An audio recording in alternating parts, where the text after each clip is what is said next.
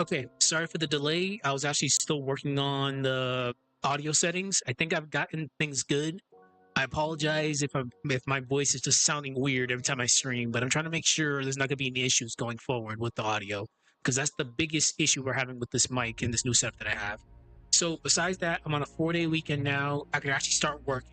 So I'll try to get as much of this done, but I do need to get back to the whole Vera Yandere thing. But this will be released, if not tomorrow, Friday morning, or maybe Thursday night at the latest.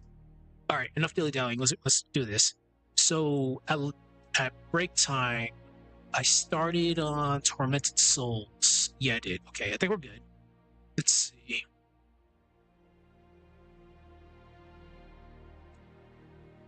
All right, so let me just read this out loud so I can actually see what's going on. So, having examined physical powerlessness and SCP containment breach, we now shift inward into a labyrinth of the mind where horror takes on a deeply psychological form. Tormented Souls embodies this internalized disempowerment, plunging the player into a fractured reality where memory, identity, and perception unravel. And at its core is Caroline, a protagonist burdened with amnesia and trauma. Her fragments and memories mirror the player's growing disorientation, creating an unsettling connection between character and player. From the outset, Caroline's loss of self is palpable. She awakens in a cold, clinical environment, missing memories and missing an eye. Symbols of a fractured identity and impaired perception. I'm gonna try my hardest not to just like be giddy whenever I make puns like that. Okay, so let's see. What more can I add to this? Okay. Games. It's Dual World, isn't it? Oh, we'll just dub it as Dual World.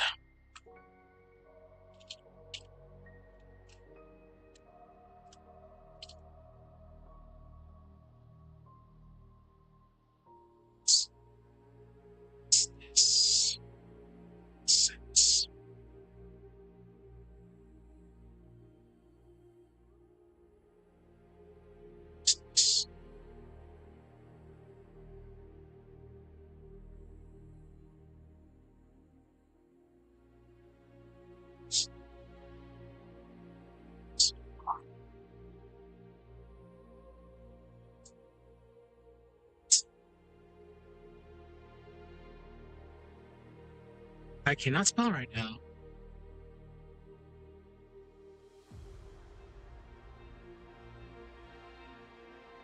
I really cannot spell.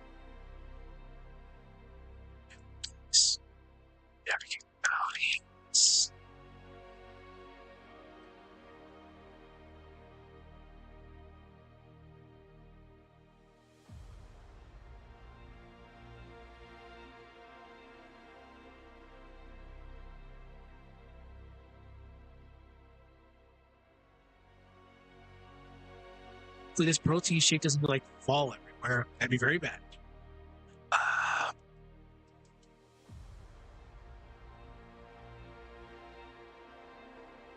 We can add more to this.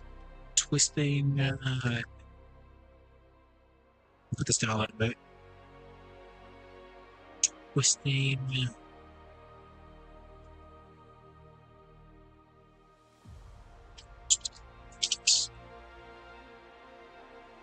Twisting cause and effect to perplexing puzzles. I can't wait to play through this again. This is gonna be so fun. That challenge, not only the player skill, but their grasp. Grasp is good to use. Grasp on what is real. So this mechanic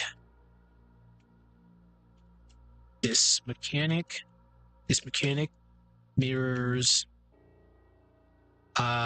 Caroline's. This mechanic mirrors Caroline's fractured mind. It always comes back to being fractured. Fractured mind, where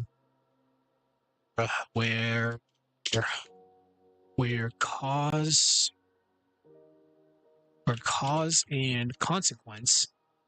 The cause and consequence blur.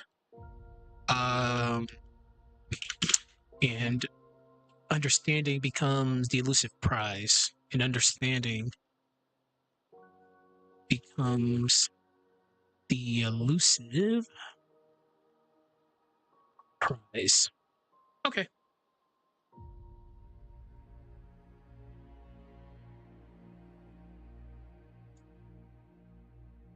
Okay.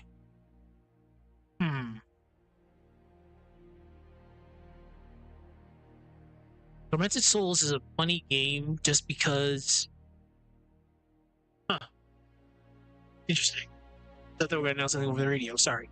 Tormented Souls is a funny game because it deals with a concept that they really don't touch upon, which is medical based horror. Like people losing, yeah, like the medical. No, they do deal with it. They just don't do it the way Tormented Souls does. What's the term? Bodily horror. There we go. Hell, in the first 5 minutes of the game, you see Caroline missing an eye. I'm like, yo, whoa, this is different. All right. So, beyond. Again, I don't really need to go into that much detail about the case studies. Beyond mechanics. And again, I apologize for how I'm sounding if it's that bad. I'm still experimenting with this mic and my mixer. I think I've gotten something, but it's just trial and error. Tormented Souls. Yeah, Tormented Souls. Environment, definitely that. Environment. Uses its environment as a metaphor. As a metaphor.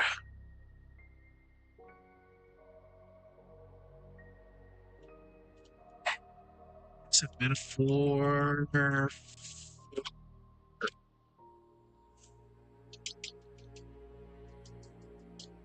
Give me a minute. Disintegration. For psychological disintegration. Psychological disintegration. Disinformation. Oh my god, word. Disintegration. So yeah, because the environment's pretty much like a medical hospital. So yeah, the cold sterile. The cold sterile. No, the cold sterility of the surgical rooms. Stark clinical lighting. Especially the lighting. The lighting is definitely good in this game. Lighting and presence. Yeah, we can't forget about the enemy. The presence of the mutilated enemies.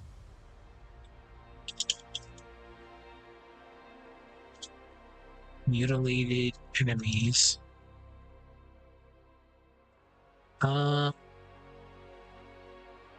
Again, like I mentioned before, not a lot of games really like delve upon like body horror like this game does. Like God, especially like the wheelchair movies. I think aloud. I apologize. Just lead me to my thinking aloud. I sound stupid, but it's all good.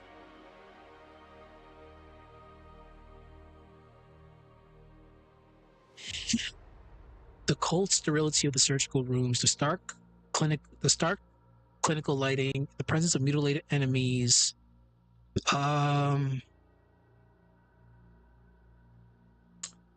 Evoke a world where the body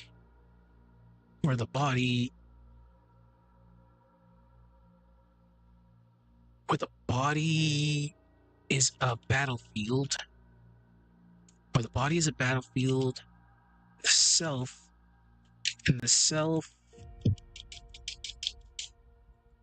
is under siege. Okay. I gotta read that again. So Tormented Souls uses an environment as a uses its environment as a metaphor for psychological disintegration. The cold sterility of the surgical rooms, the stark clinical lighting, in the presence of mutilated enemies evoke a world where the body is a battlefield and the self is under siege. Uh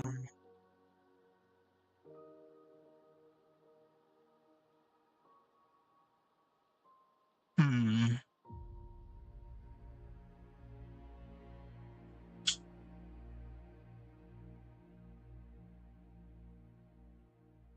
Hmm. Okay. So the setting exploits primal fear. I don't know about other people, but hospitals are scary. They're scary for a lot of reasons. But the biggest one is, at least in this context, is the fear of being like operated on. Medical violation. There we go. Medical violation. Medical violation. Terror. Take it from me. Being put under is not something I want to do for often. Like when I had my surgery, it's like, am I gonna wake? Am I gonna wake up?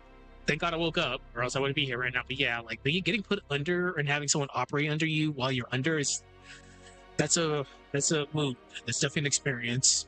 Hopefully that never happens to anybody. But yeah, that shit's terrifying.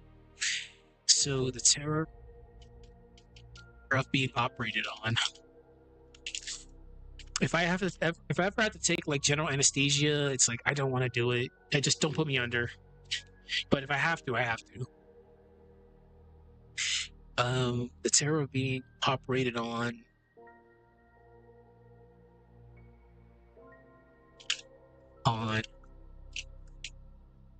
restrained, stained, or altered against one's. The fact that she cut her own eye out with surgical precision is like, what the fuck did I just watch? Once. Okay, so I gotta talk about, even though she's armed, even though you're armed in this game, you're still powerless in a sense. So let's talk about that real quick. So though Caroline, if I can spell, I still can't spell. Though Caroline is armed, the traditional sense of security that weapons bring is undercut by the overwhelming psychological, if I can spell, psychological, I cannot spell, by the psychological dread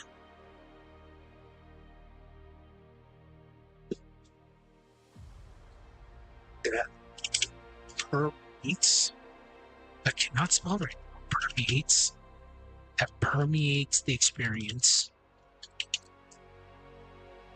So, in a sense, the powerlessness is internalized. So the player's powerlessness becomes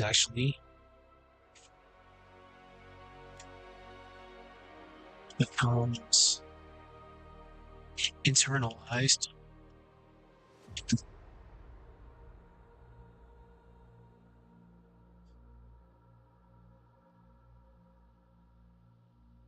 Eight o'clock right now.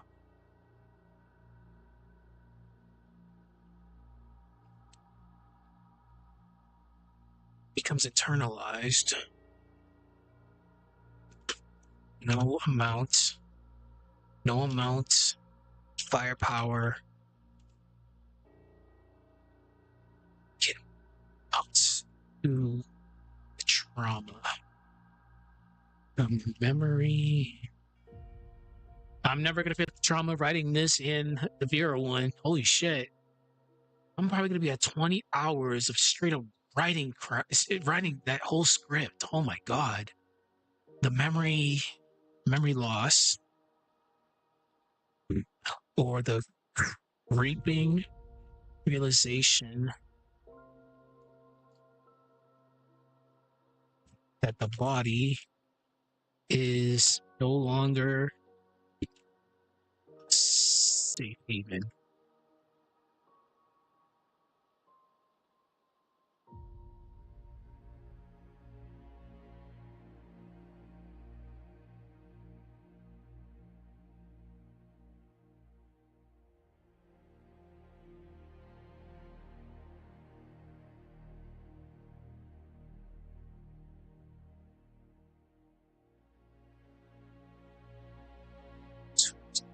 Tormented Souls.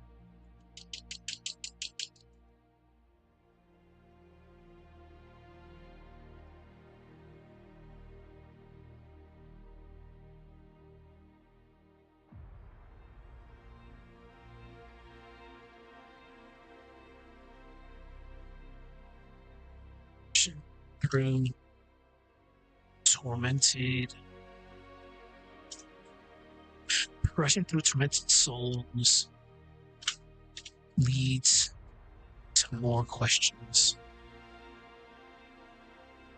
Leads to more questions.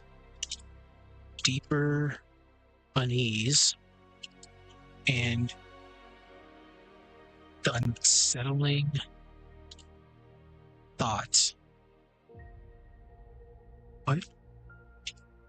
What exactly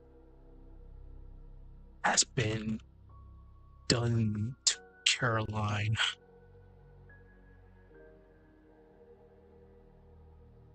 What remains her true self? I can pretty much say one thing for certain. The first 10 minutes of that game was like, holy shit, that shit's wonky. Not only I'm not even gonna say anything about her being Canadian. Her outfit is interesting, very interesting choice. I thought, whoa, she's a Final Fantasy heroine or some type of shit like that.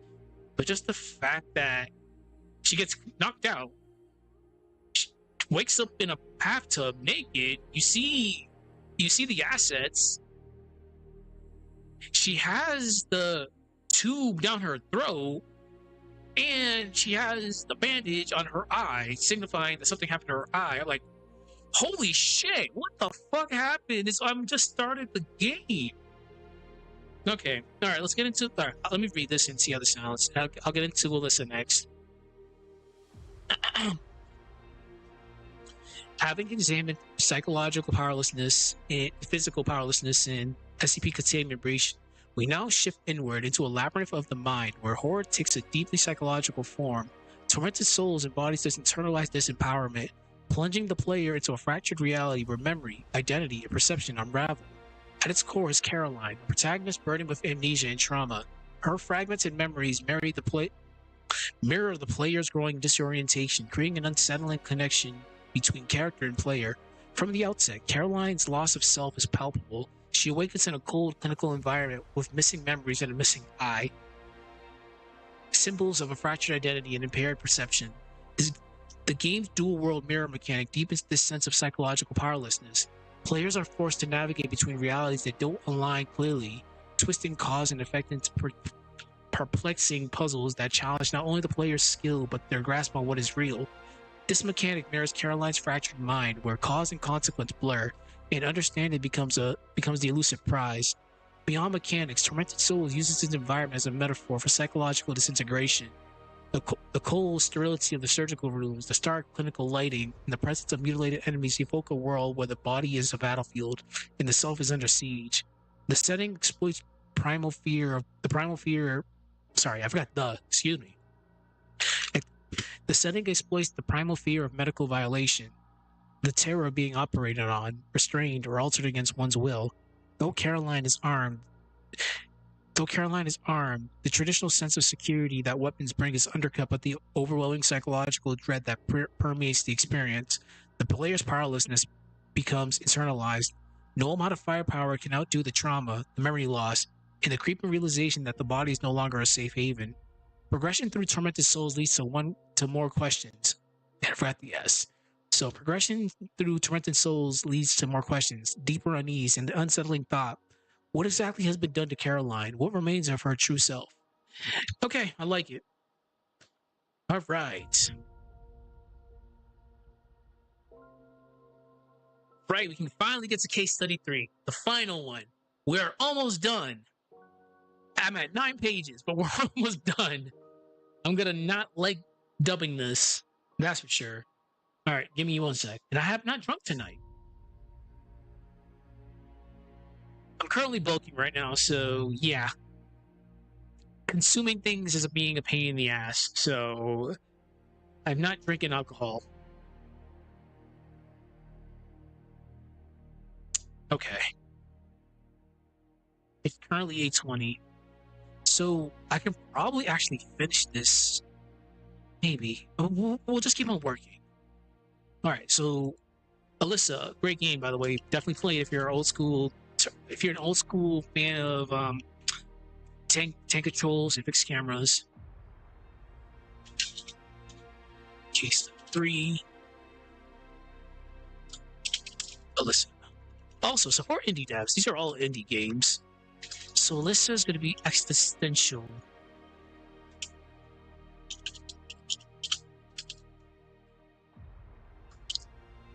Powerlessness.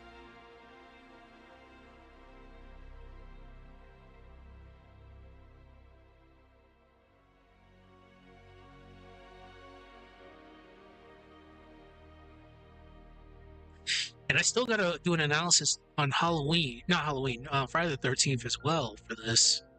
Well, I can do that tomorrow as long as we're done with the script. I can do that on my own time. I got plenty of time to do it. It's just I needed to finish the script first before I do this, just in case there are any changes. And I promise I'm gonna be as unbiased as I'm gonna be unbiased. But it's hard. It's hard for it's hard for Friday the 13th because Friday the 13th is extremely extra. It's not like how Michael Myers is like slow, methodical, and meticulous about how he kills people. It's just Jason Voorhees just goes so out of his way. He just does shit just to do shit at times. So I'll promise to be as unbiased as I possibly can. All right, back to this. Existential powerlessness. Okay. We're gonna talk about cosmic horror also. So okay, having journeyed through physical, I cannot spell right, and psychological layers of powerlessness, we arrive most abstract and harrowing. That was a word. Abstract and harrowing form. Existential powerlessness. So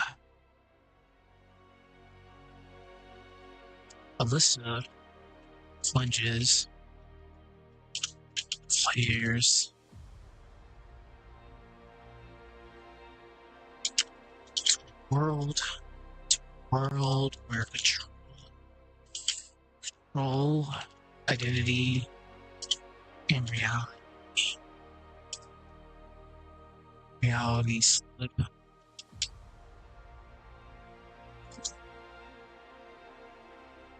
Through their fingers, creating, creating a haunting.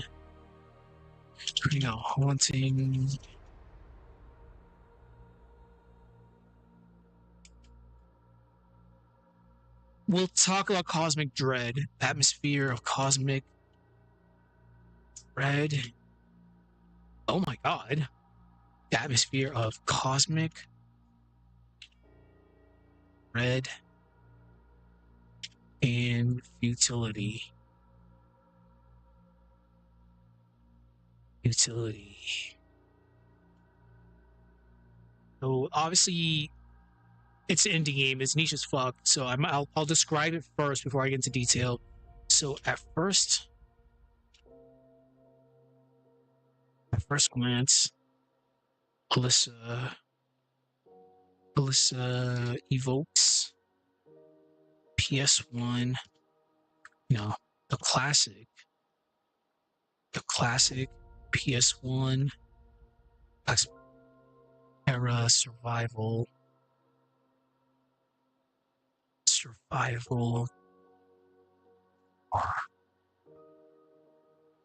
aesthetic.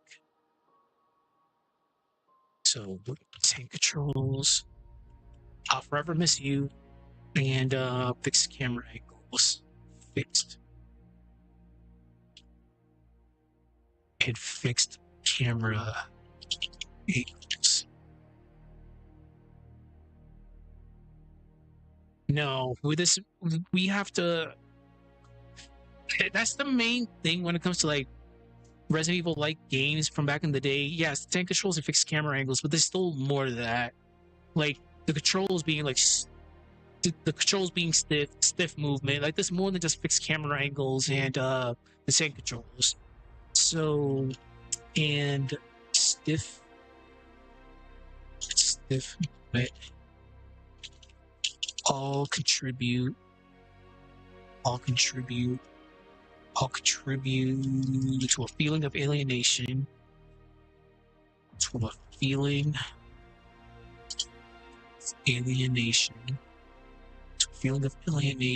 and yeah, alienation's fine. So these mechanical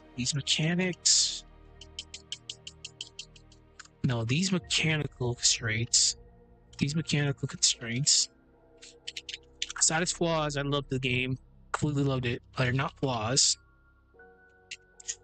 I would say the biggest issue I had with the game was just the forced French. But it was fun. So the mechanical constraints are not flaws. They are deliberate, very deliberate, because it's an homage. Deliberate, not spell right. Deliberate tools designed to make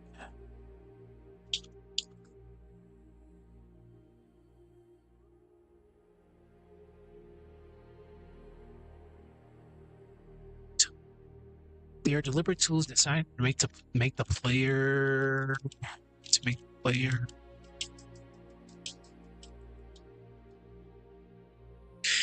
feel disconnected.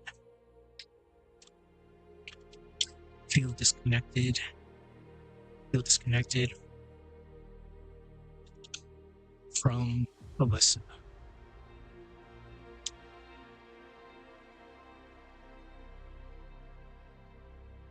Emphasizing.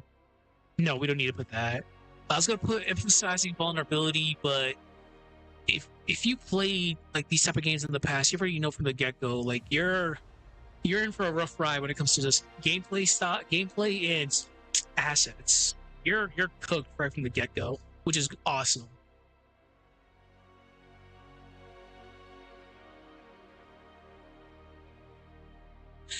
Okay. So, but beyond these controls lies a deeper, serious, good word to use, serious.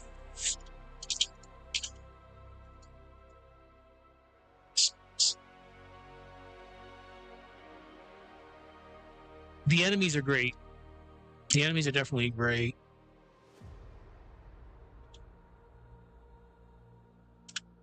The world of Alisa inhibits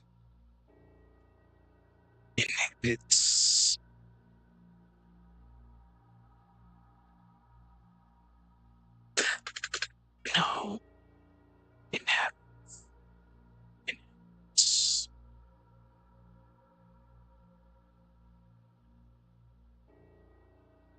That's good to use. Is populated by uncanny.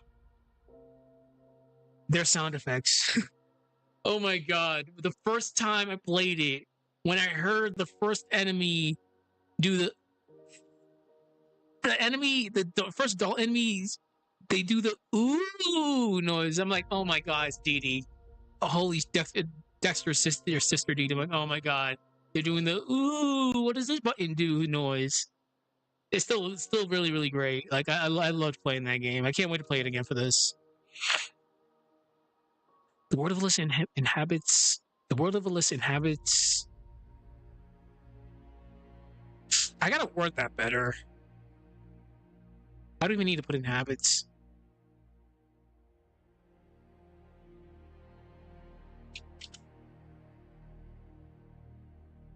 I can't.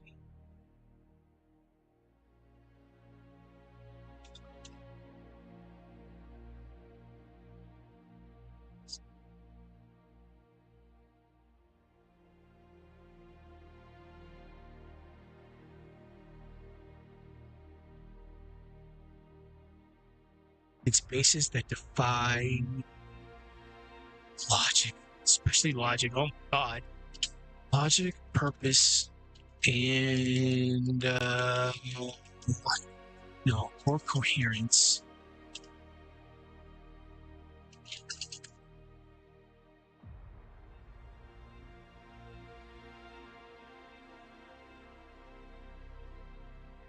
Logic, purpose, or coherence.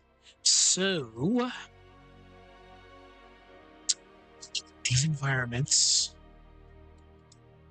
These environments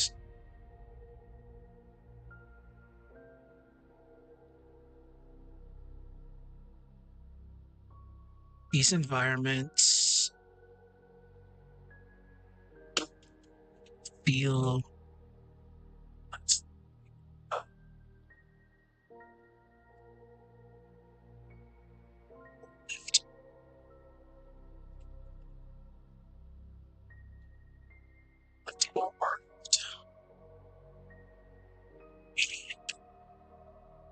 more like a theatrical stage. It's like how I forgot which Super Mario was, but it's one of the GBA ones. Not GBA, it's one of the Game Boy ones.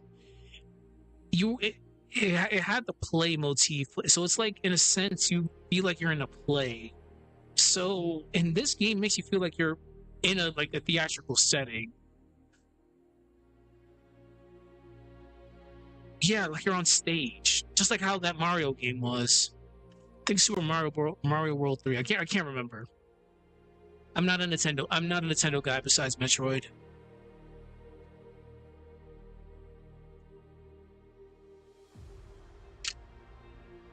But lore guy, you always reference Ocarina of Time. Oh, I don't Zelda anymore. I haven't Zelda since Twilight Princess. Just didn't like the direction they were going with the series. But I have my knowledge of Zelda for the most part. I still keep up, but I just don't play it anymore. Theatrical. So these environments feel less like a lived-in world and more like a theatrical stage set.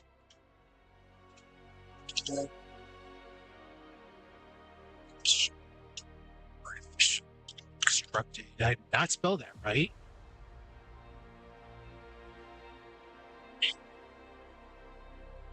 Artificial constructed.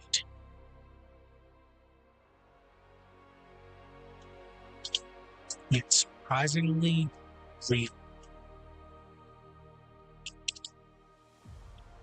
I guess the voice acting in a sense did help out, because back in the day the voice acting wasn't the best. Thank you, Resident Evil 1.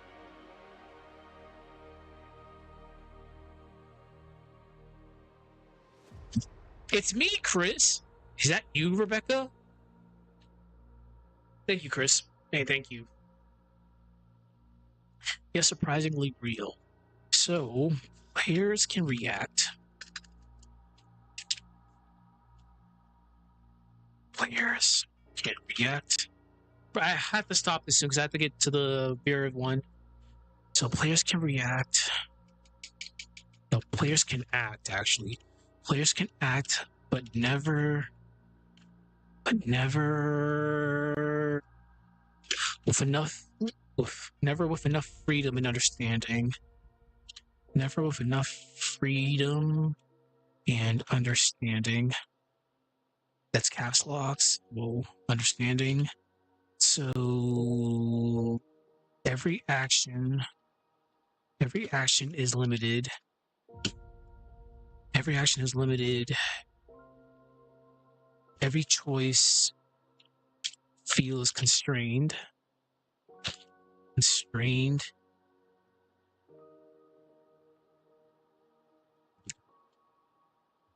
This systematic limitation.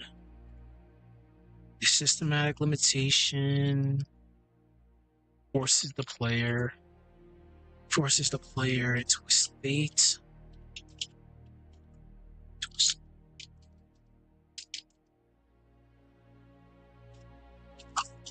conflict, state unease.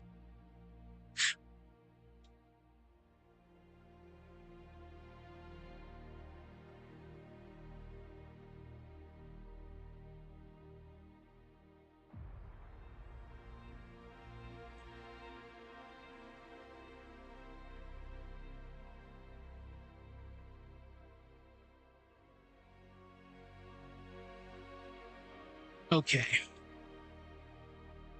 So from a narrative point of view, narratively, we'll just say that narratively, Alisa's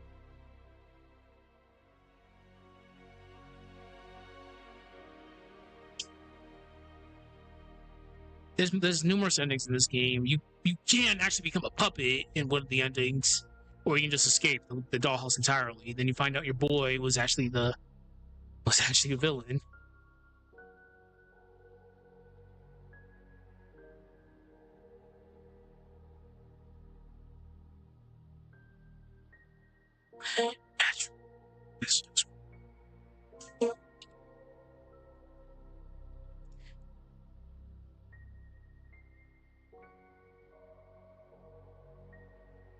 Solution. Identity.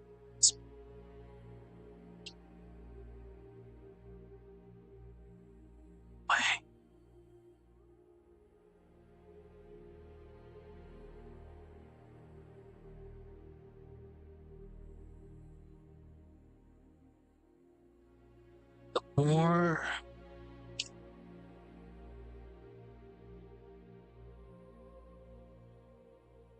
more she stays in the dollhouse. So I gotta word this in a riff.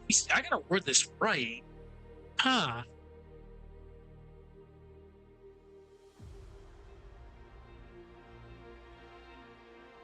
Wait, no. Let's do it like this.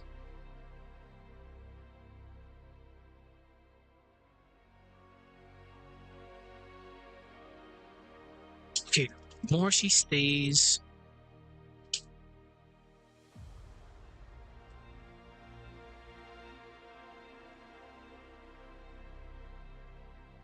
The more she stays in the dollhouse,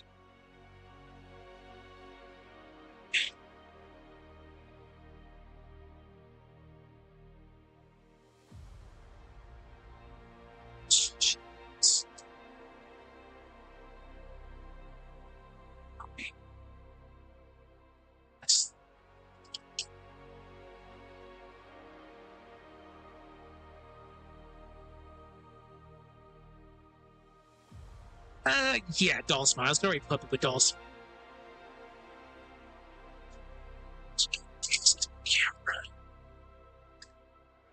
I cannot fucking speak right now.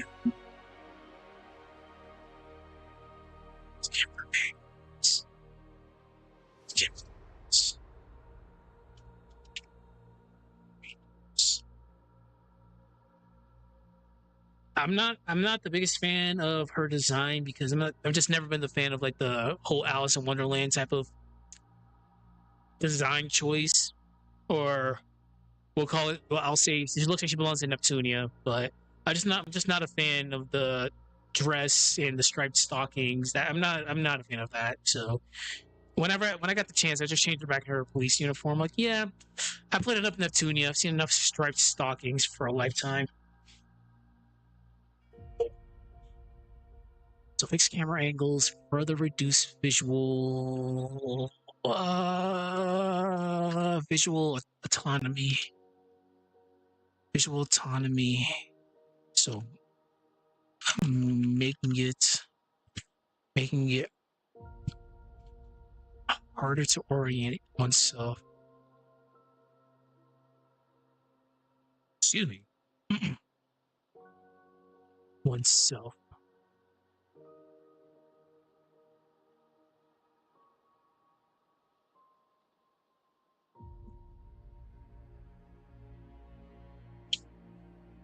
Increasing and increasing dependence. Increasing dependence. Games.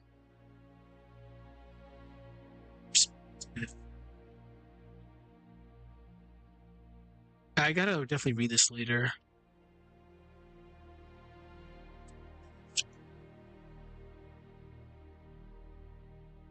So we could actually write. This one was pretty straightforward. So this slow erosion, this slow erosion is the core. Slow erosion is the core of existential powerlessness. So the terrifying loss of self, agency, and meaning. So the game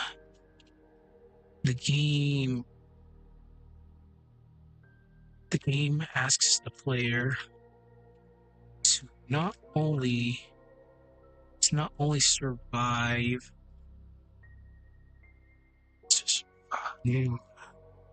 physical threats,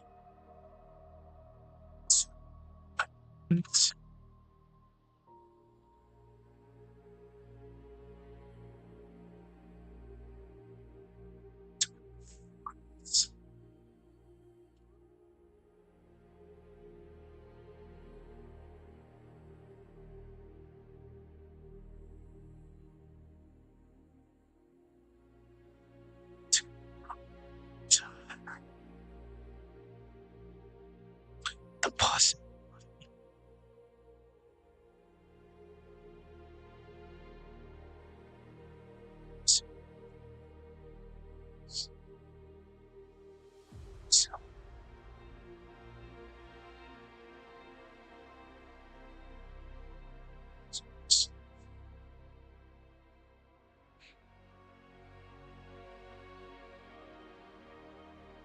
Okay.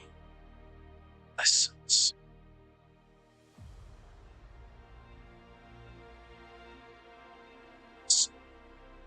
Alisa.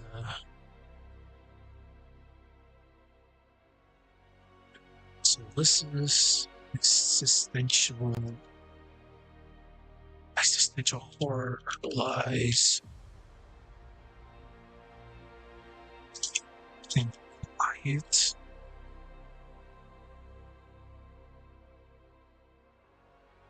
pervasive. Pervasive studios here. Pervasive.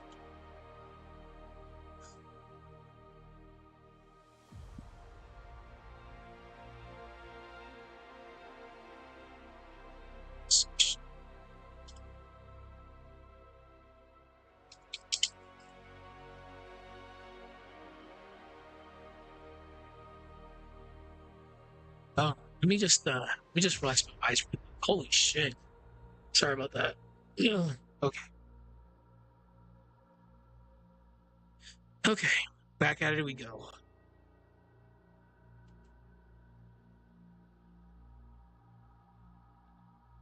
Okay, where were we? Always stretch. I've only been here for like 44 minutes, 45 minutes, I think.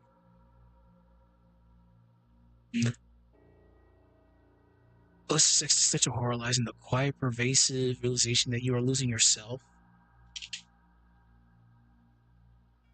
through death or violence.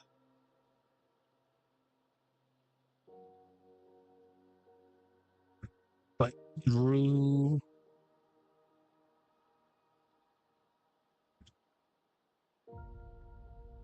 unrelenting, the slow unrelenting, because it's a slow unrelenting, unrelenting removal of identity and control.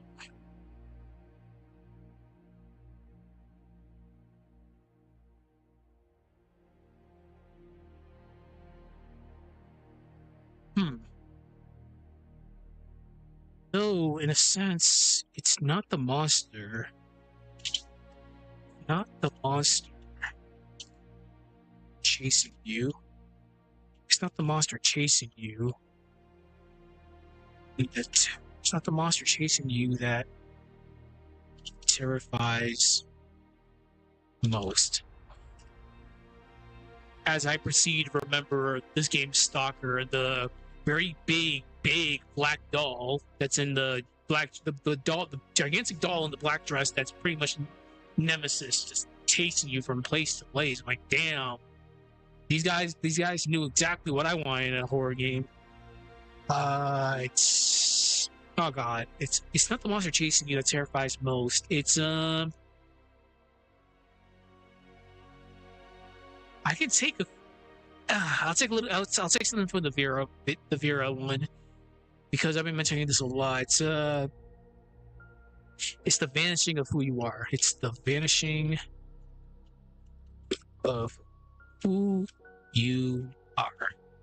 Okay, so let's read this and we can actually go from there.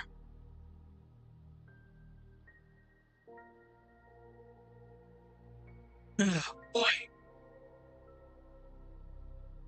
All right.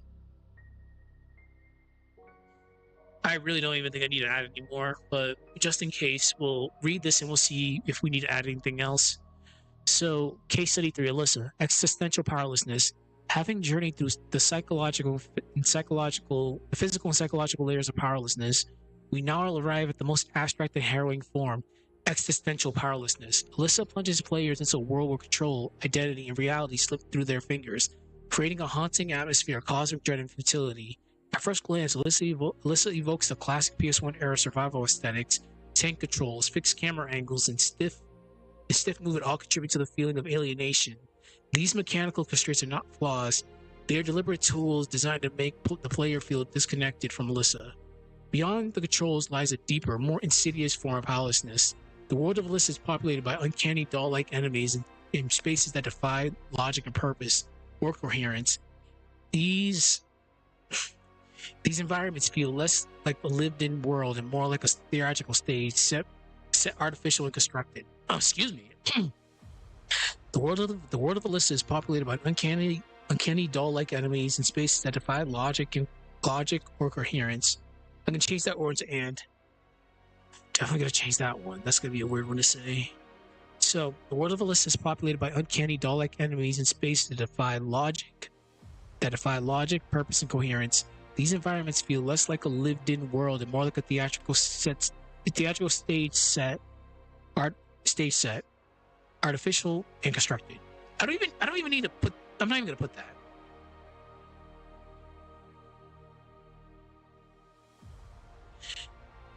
These environments feel less like a lived-in world and more like a theatrical stage set, yet surprisingly real. Players can act, but never with enough freedom and understanding. Every action is limited, and every choice feels constrained. There's no and there. Every action is limited. Every choice feels constrained.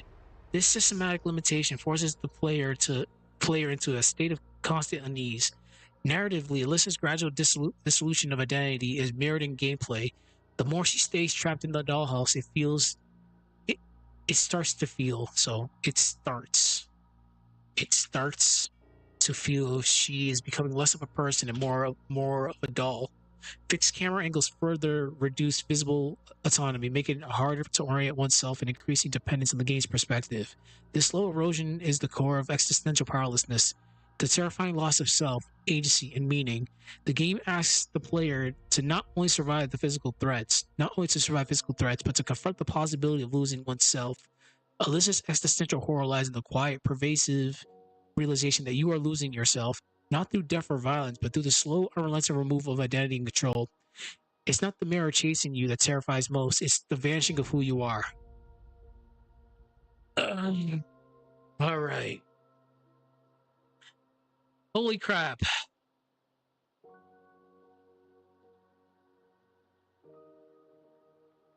All right. I think we've covered everything in the outline. Let me just bring it up real quick. No, we did not. I'm missing powerless and narrative versus gameplay. Oh my god. Why did I go so in depth in this? Which is fine, I guess. Damn.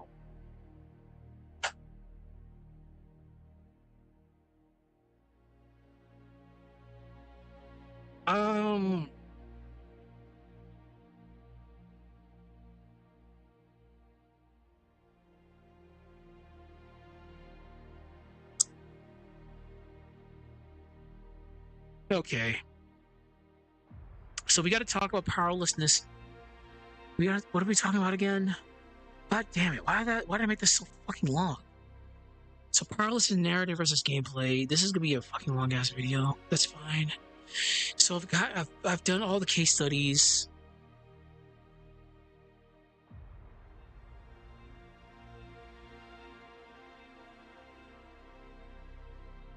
Okay, so we've done case study 2, we've done case study 3.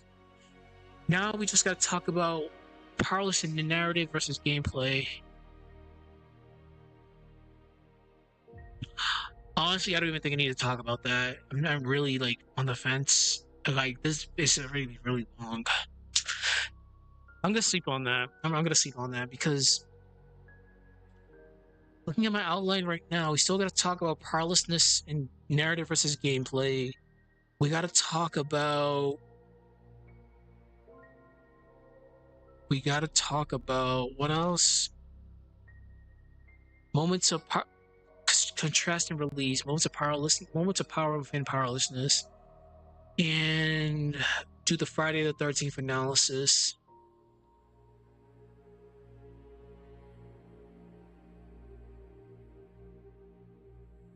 Okay, all right. We'll wrap it up for tonight. I'll sleep on it because again, like I feel like we've covered everything. Like we don't really need to go into more detail. Like it really feels like we've covered everything. Like everything else feels like it's just added fluff at this point. Like this is already pretty good in regards to like covering every stone. Like no stone is left uncovered. But okay, we're not gonna do that. We're just gonna. I'll do my analysis of Friday the 13th. Then we'll go into the conclusion because I think we've gone through enough. Definitely have gone through enough. Okay, yeah, that's what we'll do. So we talked about SCP Containment Breach. We talked about Tormented Souls. We talked about Alisa. We're not going to add those other sections because at this point that's too much fluff, and we've gotten to the point. So I don't need to go into that much detail about the analysis. I'm literally going to do what I'm going to do. I'm going to do an analysis of Friday the 13th and provide my own unbiased analysis on these specific scenes and how it ties into the narrative right now, which is really lengthy. Okay, so let's go. Holy shit. So, before we conclude,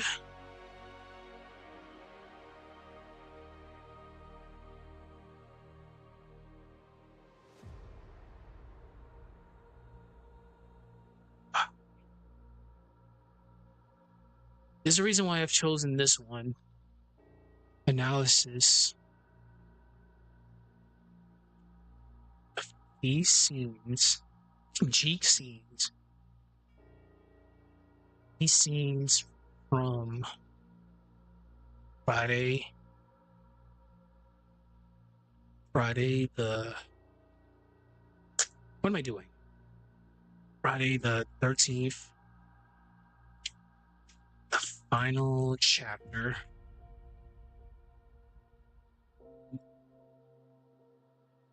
Final chapter.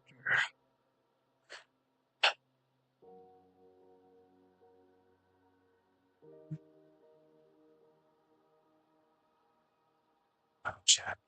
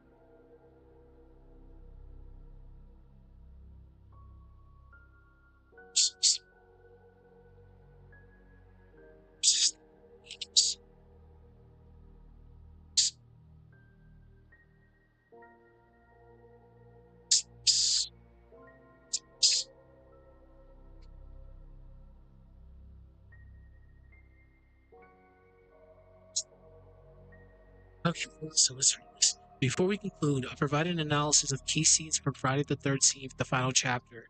The cinematic breakdown serves to deepen our understanding of how horror films use similar techniques of powerlessness and tension to those found in horror games. By drawing these connections, we can see how horror reinforces the themes of fear, helplessness, and dread that define the genre. Okay, let's write a conclusion. Holy crap. I'm at page 10. So definitely going to be pushing the 20-minute mark with this one, but it's fine. I feel like we've covered like almost everything we can here. Like, holy crap. We definitely went to a lot of we definitely went to a lot of detail about this. How can we conclude this? I mean, I already researched the quote and how it fits into this. I just gotta find out how I can start this. So we're gonna go over everything again just to be on the safe side.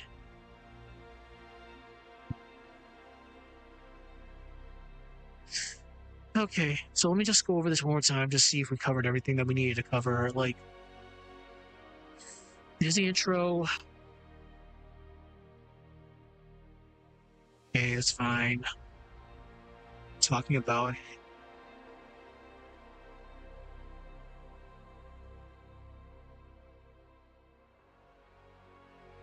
wow.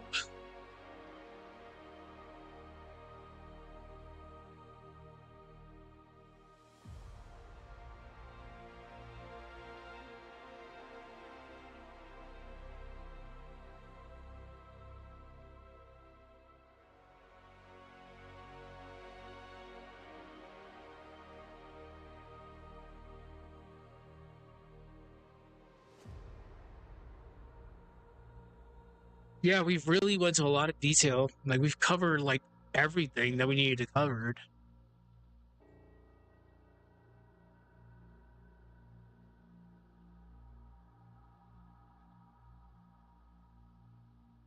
Okay.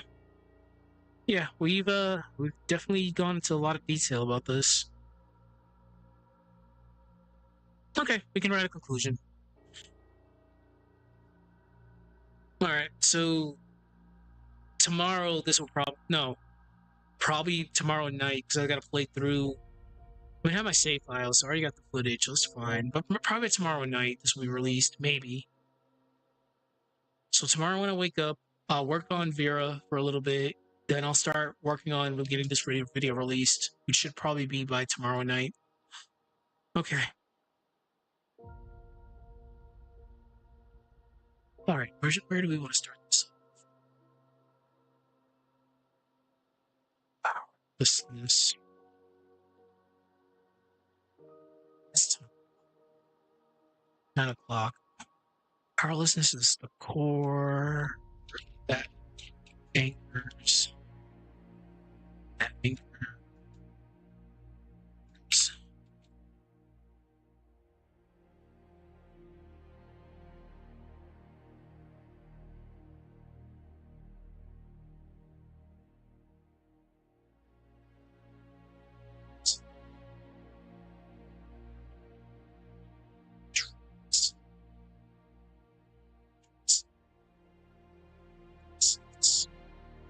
Every facet. It differentiates every facet.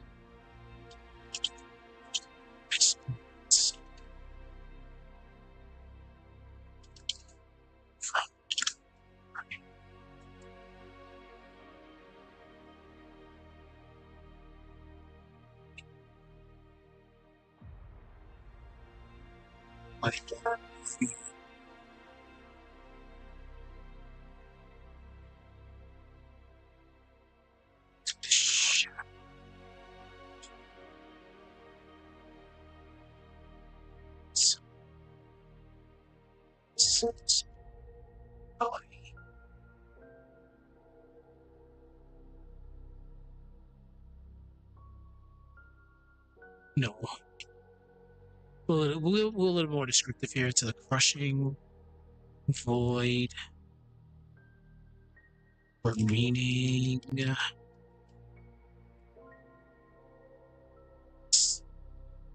There we go.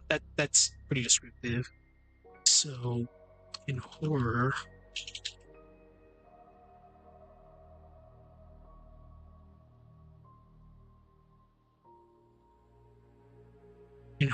powerlessness. In horror, powerlessness is not momentary setback.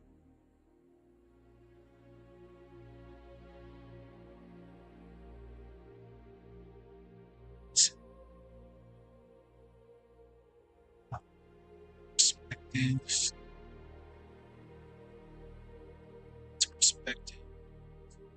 Actually, no, it's a pervasive. It's a pervasive condition. Pervasive condition that seeps. I did not spell that right.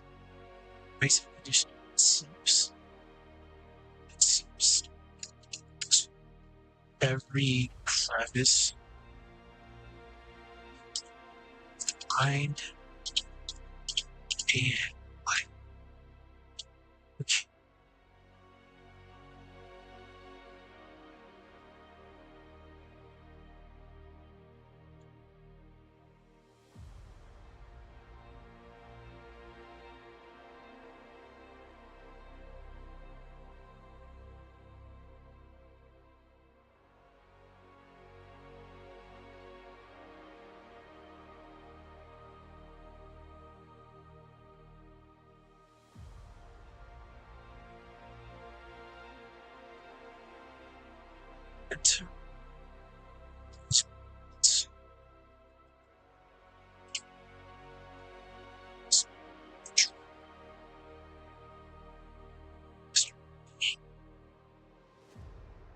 Instead,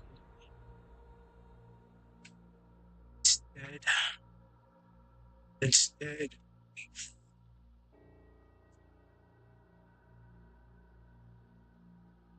our hands tied.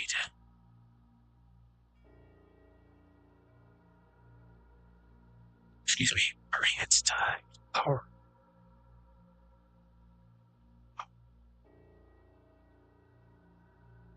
perceptions. Our perceptions shattered. Perception shattered. And our very existence questioned. That's good. That's good. Very existence question. So this relentless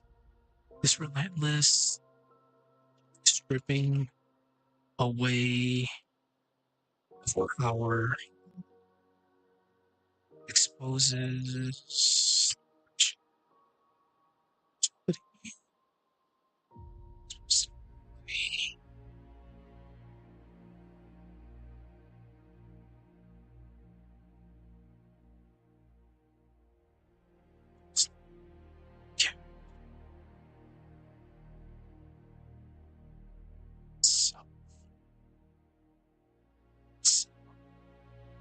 okay, so the environment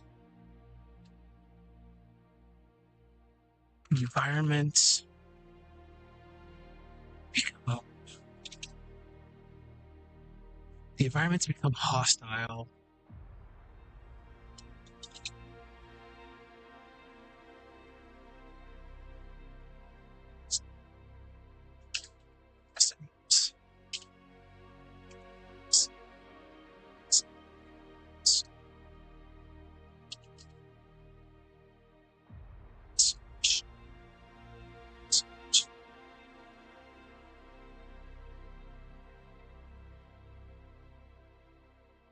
Gameplay mechanics become metaphors for loss. Yeah, they become metaphors for loss. So besides that, brief moments of strength. I cannot spell save my life right now. Brief moments of strength. So brief moments of strength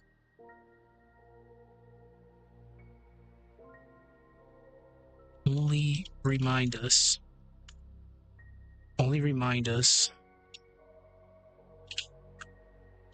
how oh wow how fleeting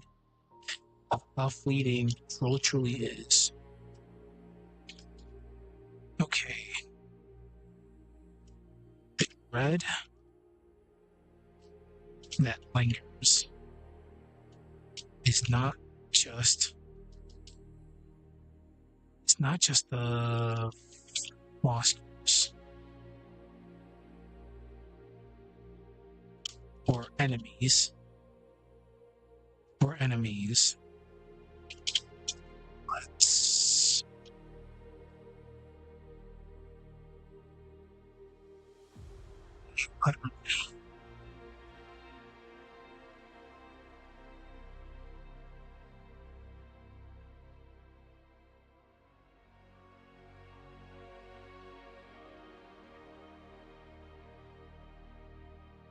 this is a cute word to use here. Unmoored in a world that no longer makes sense or offers hope.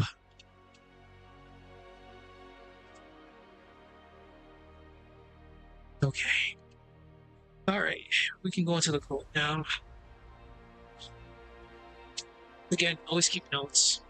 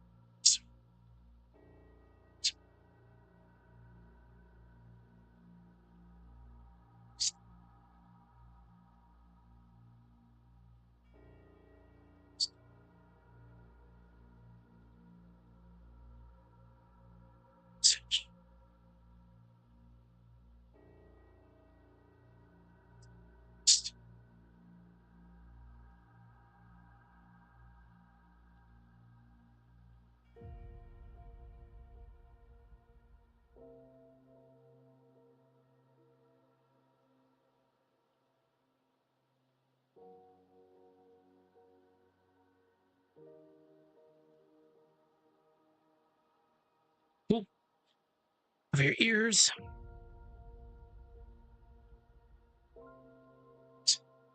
So, luckily, I already know what to do with this one. So, in horror, hold on.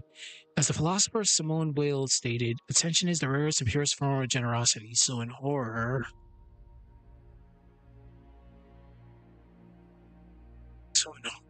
this attention, in horror, this attention, our focus on the world,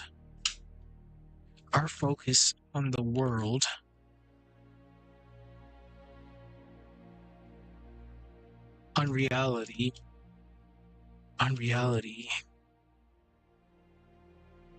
on ourselves,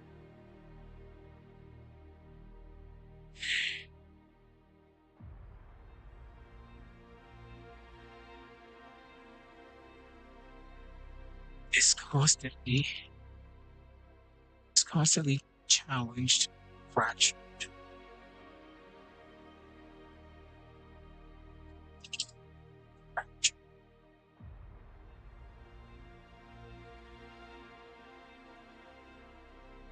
Okay, so games force us to listen,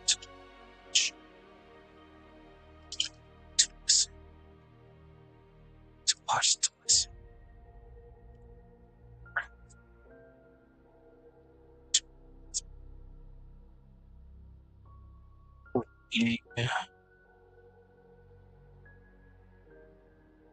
Even slips away. Yeah, as it slips away. So, and just to carry on out after that, so our attention is assaulted. I cannot spell to save my life right now. Assaulted again, fragmented again. Fragmented is the big one. Fragmented and made powerless.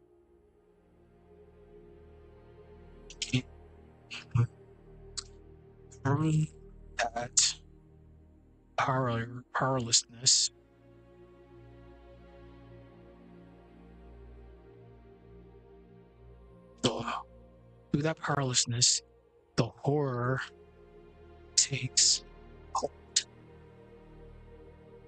Okay, let me read this.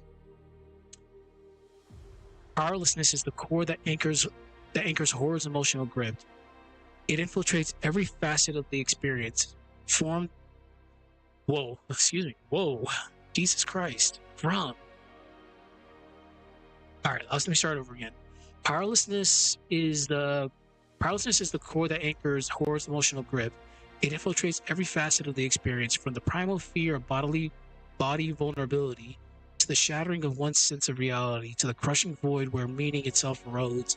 In horror, powerlessness is not a momentary setback. It is a pervasive condition that seeps into every crevice of the mind. We enter the worlds expecting control, mastery, and agency, but instead we find our hands tied, our perspectives shattered, and our very existence questioned. This relentless stripping away of power, exposes the fragility of not just the character, but of the self itself. I don't even need to put itself. We get it. Of the self. So, but instead we find our hands tied, our perspective shattered, and our very existence questioned. This relentless stripping away of power exposes the fragility of not just the character, but of the self. The environments become hostile prisons. Sounds become a weapon of isolation. Gameplay mechanics become metaphors for loss. Brief moments of strength only remind us of how fleeting control truly is. The dread that lingers is not just of monsters or enemies, but of being utterly unmoored in a world that no longer makes sense or offers hope. As the philosopher Simone Weil once stated, attention is the rarest and purest form of generosity. In horror, this attention, our focus on the world, on reality, on ourselves, is constantly challenged and fractured. The games force us to watch, to listen, to grasp for meaning, even as it slips away. Our attention is assaulted, fragmented, and made powerless. Through that powerlessness, the horror takes hold. Okay.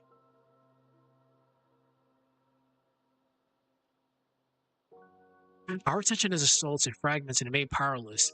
Through that powerlessness, the horror takes hold. Okay, I'll do my patented questions right now. So let's think of one. Then the question remains.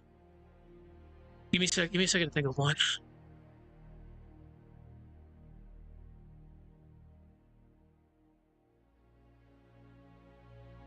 Times. All right, just put my phone on charge. It's kind of getting down to links.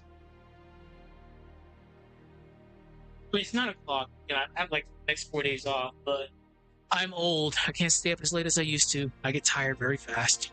Wait till you get to your near 40s. Shit gets pretty bad. So the question remains, we can tie it into the full attention aspect of it, so but the question remains, I'm getting blind right now. So the question remains, when the very act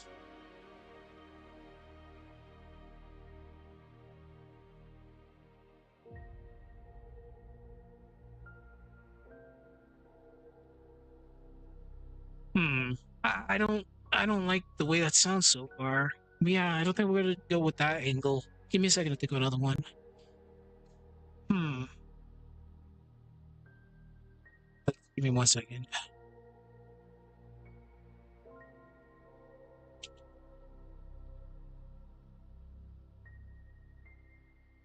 Just writing down some notes so I don't have to look at that one.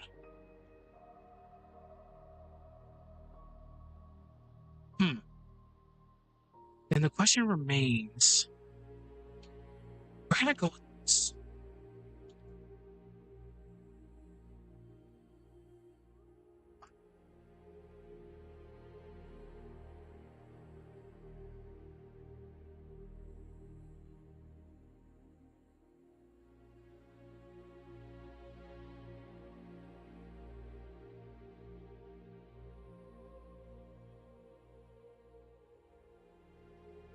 Okay, I think I got one. I think. So, question remains, if everything can be taken from us, if everything can be taken from us, our bodies, our biddies, our bodies, our memories, and even our agency,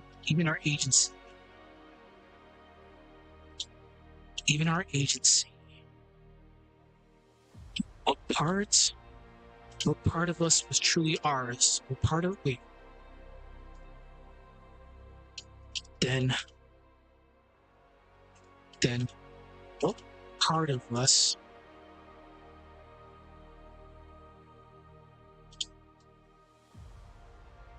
part of us truly belonged to ourselves? Yeah, I like it. I'll just read it over again. Ourselves.